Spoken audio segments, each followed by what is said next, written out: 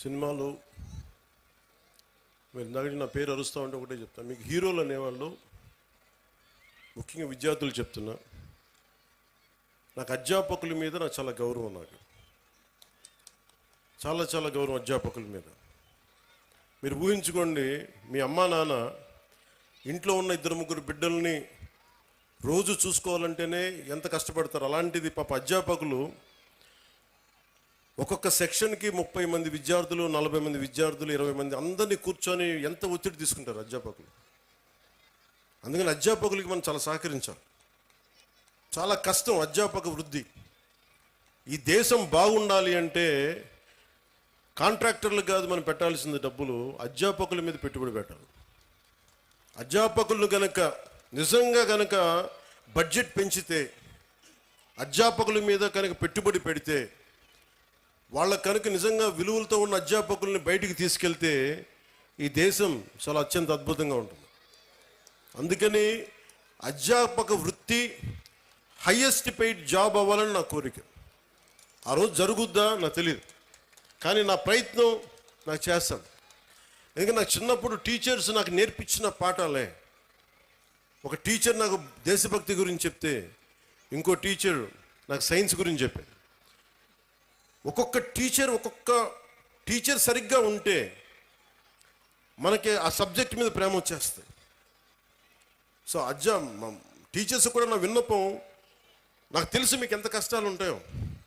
మీరు నలిగిపోతూ ఉంటారు, పిల్లల్ని చెప్పి అలిసిపోయి, ఈ పిల్లల్ని కూర్చోబెట్టినప్పుడు 5 మంది లెగుస్తూ ఉంటారు, మీరు అలిసిపోతారు. పోషకాహారం మీకు కూడా కావాలి. నిజంగా నాకు అదే అనిపిస్తుంది. ఎందుకంటే అలిసి నేను సభల్లో మాట్లాడుతూ గొంతు అవిసిపోతూ ఉంటుంది నాకు.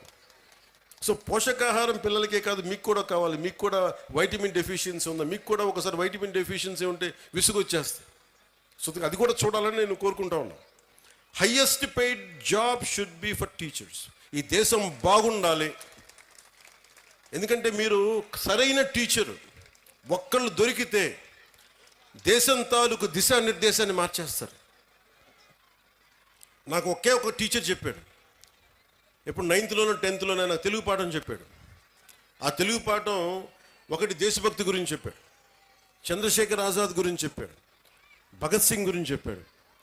నాకు దేశానికి ఏదైనా చెయ్యాలని ప్రేరణ కలిగింది ఒక 9th-లో 10th-లో ఇచ్చిన ఒక టీచర్. అలాగే ఎప్పుడో 6వ తరగతిలో 8వ తరగతిలో ఒక మెడ్రాస్లో చదువుకుంటా ఉంటే చెన్నైలో ఒక టీచర్ చెప్పింది, ఎదుటివాడి కష్టాన్ని దోచేయకు అని ఒక పాఠం. అది డైరెక్ట్గా ఉండదు, కానీ గుర్రం జాషువా గారు రాసింది ఫిరదౌసి పాఠం చెప్పాడు నాకు. మాట ఇచ్చి నా గురించి నువ్వు నా కోసం శ్రమ కూర్చి రాయి అని ఇచ్చిన తర్వాత ఆ రాజు ఫిరదౌసికి డబ్బులు ఇవ్వడం. నాకు రక్తాన్ని కరిగించి రాశాను, నాకు ఇంటే ఆ మాట అన్నందుకు ఆయన మీద చంపేయడానికి రాజు పెడతాడు. ఆయన తప్పించుకొని తిరుగుతాడు. నాకు ఆ పాఠం నాకు నేర్పించింది ఏంటంటే, ఒకటి గుర్రం జాషువా గారి గొప్పతనం, 2 ఎదుటివాడి కష్టాన్ని మనం దొయ్యకూడదని. సో ఒక్కొక్క టీచర్ చాలా అద్భుతమైన పాఠాలు చెప్తారు. మీ హీరోస్ కూడా సినిమాల్లోనే చూసుకోకండి హీరోలని. నేను సినిమా హీరోగా అని చెప్తున్నాను. హీరోలు మీకు ఎలా ఉంటారంటే, మీకున్న అధ్యాపకులు ఉండొచ్చు. ఒక టీచర్ ఇక్కడ పొద్దున్నే ఆవిడ పేరు మర్చిపోయాను నేను,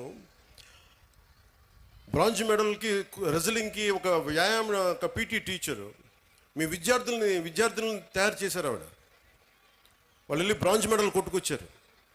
and she a hero for me. హీరోలు అంటే మీరు కేవలం సినిమాల్లో మీరే కదా madam, you are a hero. హీరోలు అంటే ఎంతసేపు సినిమాలో ఉండాలనుకోకండి. మామూలు కనిపిస్తారు, నల్లని హ్యాండ్ బ్యాగ్ పెట్టుకొని నవ్వుతా, పొద్దున్న లేచినప్పటి నుంచి వాళ్ళ బిడ్డలు బాగుండాలి. నాకు వాళ్ళు హీరోలు. నాకు వెంకటరామయ్య గారు మాస్టర్ ఒక ఆయన ఉండేవాడు. ఆయన నాకు చిన్నప్పుడు చెప్పిన పాఠాలు, వేమన శతకాలు గుర్తుండిపోయినాయి. నాకు ఆయన హీరో, నాకు ఆ టీచర్. సో మీరు గొప్ప గొప్ప వ్యక్తులతో పాటు మీ సినిమాలకు వెళ్ళండి, ఆనందించండి, అన్నీ చూడండి, కానీ మీకు నిజమైన విలువలు మీ కళ్ళ ముందే ఉంటారు. మీ అమ్మ నాన్న ఎంత కష్టపడతారో చూడండి. మా అమ్మ నాకు నేర్పించింది ఏంటంటే, మా అమ్మ నాన్న ఎక్కువ చదువుకోలే, మా నాన్న 10th క్లాస్తో ఆపేసినట్టున్నాడు మెట్రిక్ తోటి. తర్వాత ఆయన కానిస్టేబుల్ నుంచి ఉద్యోగంలో ప్రమోషన్స్ మీద వచ్చినాయి. మా అమ్మ 5వ క్లాస్తో ఆపేసింది. కానీ వాళ్ళిద్దరి విలువలు ఎంత మంచి విలువలు అంటే, రోజు మా అమ్మ సాయంత్రం సంధ్యా సమయం అవ్వగానే దీపం ఇంట్లో లైట్ వేసి దండం పెట్టుకునేది. నేను 2-3 సార్లు చూశాను, ఎవరికమ్మా దండం పెడుతున్నావు అన్న. ఏ దేవుడికి దండం పెడుతున్నాను అడిగితే మా అమ్మ అంది, నేను థామస్ ఆల్వా ఎడిసన్కి దండం పెడుతున్నాను అన్న, మనకి లైట్ ఇచ్చినందుకు, మన బల్బ్ ఇచ్చినందుకు, ఎలక్ట్రిక్ బల్బ్. ఆ విలువ చదువు వల్ల రాదు. నా పాయింట్ ఏంటంటే, మీరు పిహెచ్డీలు చదవండి, ఇంకోటి చదవండి, కానీ విలువతో కూడిన విద్య చాలా అవసరం. సో మీ తల్లిదండ్రులు అలా అంటాడు. నా తల్లి హీరో, నా తండ్రి నాకు హీరో. ఎందుకంటే కష్టపడ్డాడు మా నాన్న. అలా మీ తల్లిదండ్రులు కూడా మీకోసం కష్టపడుతూ ఉన్నారు. విద్యార్థులు మీరు మీరు చూడాలి. పాపం మీ అమ్మగారు పొద్దున్నే లేచి మీకు బ్రేక్ఫాస్ట్లు చేసి, టిఫిన్లు చేసి, మధ్యాహ్నానికి ఏదైనా మళ్ళీ ఇంటికి వస్తే ఏదైనా తింటామని చెప్పి, వాళ్ళ కష్టాన్ని కూడా మనం గుర్తించామనుకోండి, తల్లిదండ్రుల కష్టం. వాళ్ళ చిన్నపాటి బరువు తగ్గిస్తే చాలు, ఇంటికి వెళ్ళి స్కూల్కి వచ్చి మన అధ్యాపకులకు చిన్నపాటి బరువును తగ్గిస్తే చాలు, మనం చాలా ఎదుగుతాం. అలాగే నా కోరిక అంతా ఏంటంటే, మీరు అద్భుతంగా అవ్వాలి. 21వ శతాబ్దం మీది. మీరు ఎవరిని ఆచరిస్తారు, ఎవరిని చూస్తారు, మీరు వాళ్ళ తయారవుతారు. మీరు ఎంతసేపు సోషల్ మీడియాలో ఏమి చూస్తారో మీరు అదే అవుతారు. గుర్తుపెట్టుకోండి, యద్భావం తద్భవతి. మీరు ఎలా ఆలోచిస్తారో మీరు అలాగే తయారవుతారు. మీరు ఒక ఐన్స్టైన్ లాగా అవ్వాలనుకుంటే మీరు ఐన్స్టైన్ అవుతారు. లేదు, మీకు ఇష్టమైన ఒక వ్యక్తిని, ఎంత స్థాయి ఉందో మాకు తెలియదు, అతలా తయారవుతారు. కానీ విలువలు పాటించే వ్యక్తుల్ని మీరు ఆదర్శంగా తీసుకుంటే తప్ప మీకు మంచిది కాదు. నేను ఎప్పుడు కూడా నాకు చాలామంది సినిమా హీరోలు నాకు చాలా ఇష్టం. కానీ నేను తీసుకున్న హీరో నా టీచర్స్, నా హీరోలు. ఒక స్పోర్ట్స్ పర్సన్, ఒక వనజీవి రామయ్య, లేదంటే ఒక దశరథ్ మాంజీ. వాళ్ళు నడిస్తే రికార్డింగ్లు ఉండవు. నా సినిమాలు వేసినప్పుడు నేను నడిస్తే వెనకాల రికార్డింగ్లు ఉంటాయి. గెడ్డం ఉంచుకున్న సింహంలాగా డైలాగులు చెప్తే రికార్డింగ్లు ఉంటాయి. కానీ నిజమైన హీరోలకి రికార్డింగ్లు ఉండవు. కార్గిల్లో మన కోసం చచ్చిపోయిన హీరోలకి రికార్డింగ్స్ ఉండవు. దేశ భద్రత కోసం చచ్చిపోయారు వాళ్ళకి రికార్డింగ్లు ఉండవు. మనం గుర్తుపెట్టుకోవాల్సింది వాళ్ళని. మనం గుర్తుపెట్టుకోవాల్సింది మన కోసం కష్టం తెలియకుండా మనల్ని కాపాడే మన తల్లిదండ్రుల్ని, గొంతు చించుకొని మనం బాగుండాలని చెప్పి మన అధ్యాపకుల్ని, మన టీచర్స్ని. ఇంకా అన్నిటికంటే కూడా, ఇందాక దారిలో వస్తూ ఉంటే మనకి చాలామంది మీకు శానిటేషన్ కోసం పనిచేస్తూ ఉన్నారు. మనకి వీధుల్ని శుభ్రంగా తుడిచే మన కుటుంబం అది. మన శానిటేషన్ వర్కర్స్కి మీరు గౌరవం ఇవ్వండి.